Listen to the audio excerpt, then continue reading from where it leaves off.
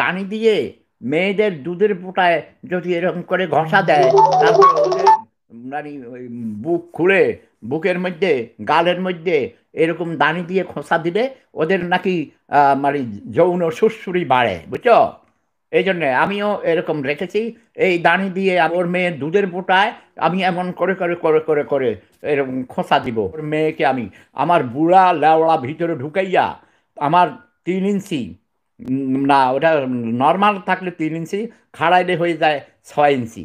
এটা তার মেয়ের 2 ইঞ্চি ভোঁতা আছে না, এরকম এর ভোঁতার ভিতরে ঢুকাইয়ে দিয়া ফকট ফকট করে মারবো, ফকট ফকট করে মারবো।